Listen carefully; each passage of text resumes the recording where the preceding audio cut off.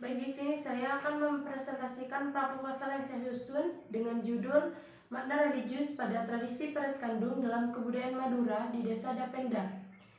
Saya Sofiana Octaviasari, mahasiswa kelas 6C, Prodi PBSI, dengan dosen pengampu mata kuliah Seminar Sastra Ahmad Yasid MPD. Di sini peneliti membahas tentang latar belakang, di mana latar belakang ini membahas tentang tradisi peret kandung di Desa Dapenda.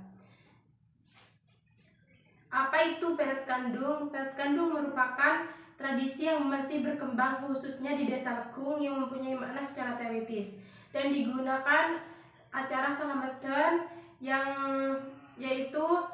digunakan acara salamatan untuk sepasang suami istri yang mempunyai anak pertama dengan bertujuan untuk mengusir roh jahat pada bayi tersebut. Dan yang selanjutnya ada rumusan masalah, di mana peneliti ini mengambil dua rumusan masalah. Yang pertama yaitu bagaimanakah pelaksanaan peret kandung. Yang kedua, bagaimanakah makna religius pada ritual peret kandung. Yang selanjutnya yaitu ada manfaat peneliti. Di sini terdapat dua manfaat. Yang pertama secara teoritis, yang kedua secara praktis. Secara teoritis, peneliti ini membahas tentang bagaimana cara menganalisis budaya peret kandung. Hasil penelitian ini diharapkan dapat berguna untuk referensi atau informasi yang berkaitan dengan dinamika tradisi peret kandung dalam proses perubahan makna religius. Yang selanjutnya dapat menambah wawasan dan mengetahui lebih dalam tentang peret kandung.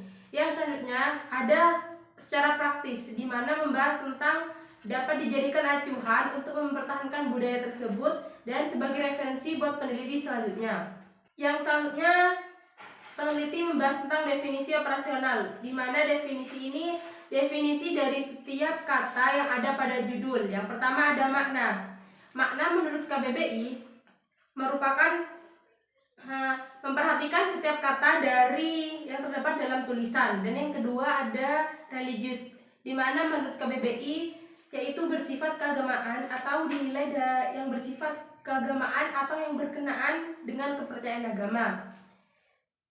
Yang selanjutnya yaitu tentang tradisi, di mana tradisi ini menurut Komans mengemukakan yaitu tradisi merupakan gambaran atau perilaku atau sikap yang masyarakat dalam waktu yang sangat lama dan dilaksanakan secara turun-temurun mulai dari nenek moyang. Yang selanjutnya ada peret kandung menurut para ahli, di mana mempunyai arti ritual atau peret kandung merupakan bagian tradisi masyarakat Madura yang sangat populer. Yang selanjutnya membahas tentang budaya, di mana budaya ini menurut Taylor yaitu sistem kompleks yang mencakup pengetahuan, kepercayaan, serta kebiasaan yang didapatkan oleh manusia sebagai anggota masyarakat. Yang selanjutnya tentang Lekung, di mana Lekung di sini merupakan merupakan desa yang masih melaksanakan peret kandung yang berjumlah penduduk laki-laki sebanyak 2.433 dan perempuannya 2.140. Yang selanjutnya di sini peneliti membahas tentang bab 3 yaitu metode penelitian. Yang pertama, pendekatan dan jenis penelitiannya ini menggunakan kualitatif dengan metode kualitatif atau bersifat deskriptif karena lebih mengutamakan proses daripada hasil. Yang selanjutnya, lokasi penelitiannya ini bertempat di Desa Lekung dengan Lekung, Kecamatan Batang-Batang, Kabupaten Sumeneb. Kehadiran peneliti. Kehadiran peneliti ini bersifat mutlak karena peneliti harus berinteraksi dengan lingkungan baik manusia maupun non-manusia. Sumber peneliti. Sumber peneliti di sini peneliti mempunyai dua, yaitu data primer dan juga data sekunder. Di mana data primer